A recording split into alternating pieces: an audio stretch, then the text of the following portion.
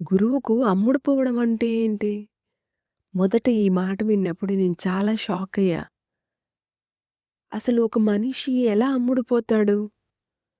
ఇది కరెక్టేనా? అనిపించింది. కానీ కాన్సెప్ట్ పూర్తిగా విన్నాక సీరియస్‌లీ మైండ్ బ్లోయింగ్. నిజంగా గూస్ బంప్స్ వచ్చాయి. గురునానక్ చెప్పిన ఈ అద్భుతమైన టీచింగ్‌ను సిద్ధగురు శ్రీ రమణానంద మహర్షి వారు ఎంత బ్యూటిఫుల్‌గా ఎక్స్‌ప్లెయిన్ చేశారో తెలుసా?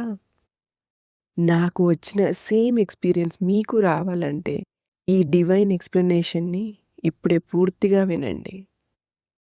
ఎవడైతే గురు అనుగ్రహాన్ని పొందుతాడో, గురు ప్రేమను పొందుతాడో, ఇక గురువే శివుడు, గురువే శక్తి, గురువే సర్వం. అది పొందిన వానికే తెలుస్తుంది గురుదేవుడు ఏమిచ్చాడు అని.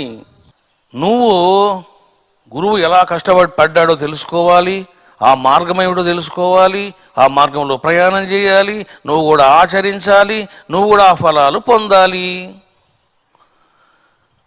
నువ్వు కూడా శాంపుల్ అవ్వాలి. గురునానక్ అంటాడు, నేను నా గురుదేవునికి అమ్ముడు పోయాను, గురువుకు నేను అమ్ముడు పోయాను. అమ్ముడు పోవడం అంటే ఏమిటిది? తన అహంకారాన్ని గురువు యొక్క పాదాలకు సమర్పించడం. ఒక్కసారి నువ్వు గురువుకు పాదాలకు అహంకారం సమర్పించిన తర్వాత పిచ్చి పనులు ఎలా చేస్తావు? గురువుని ఎలా ధిక్కరిస్తావు? గురువు ఆజ్ఞలను ఏ విధంగా నువ్వు ధిక్కరిస్తావు? ఎందుకంటే నువ్వు అమ్ముడు పోయినావు. ఒక వ్యక్తి గనక అమ్ముడు పోయినప్పుడు ఏం జరుగుతుంది అని అంటే, హీఈస్ మై బాస్, ఆయన నా ప్రభు, ఆయన ఏం చెప్తేనే అది చెయ్యాలి, ఏం చెప్తే అది వినాలి, ఆయన చెప్పినట్టు నేను నడుచుకోవాలి అని దాసుడు ఏం చేస్తాడంటే, ప్రభువు చెప్పినట్లు తన యజమాని చెప్పినట్లు నడుచుకుంటాడు. ఏమిటిది కారణం? అతడు అమ్ముడు పోయాడు. చూశారా ఎంత గొప్ప మాట ఇది! గురునానక్ అంటాడు, నేను నా గురుదేవునికి అమ్ముడు పోయాను, ఆయన ఎక్కడికి పోమంటే అక్కడికి పోతాను, ఏమి చేయమంటే అది చేస్తాను,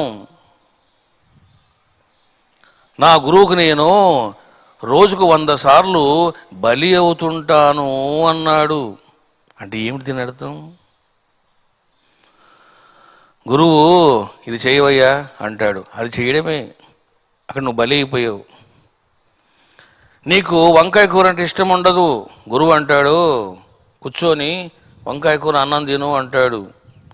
నీకు తినడం ఇష్టం లేదు, కానీ గురువు చెప్పాడని తింటావు. What is that meaning? అక్కడ బలైనవు. చూశారా?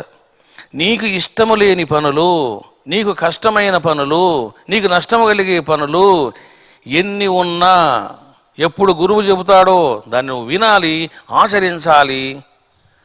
దాన్నే నిజమైనటువంటి శరణాగతి అంటారు, సరెండర్నెస్ అని అంటారు. అంతేగాని గురువుకి ఎదురు తిరగడము, గురువుకి పాఠాలు చెప్పడము, గురువుకు దొంగ దెబ్బ కొట్టాలని చూడడము, హాని చేయాలని చూడడము, వాడు నిజమైన శిష్యుడు కాదు, వాడు నకిలీ, నెంబర్ 1 నకిలీ అని అర్థం.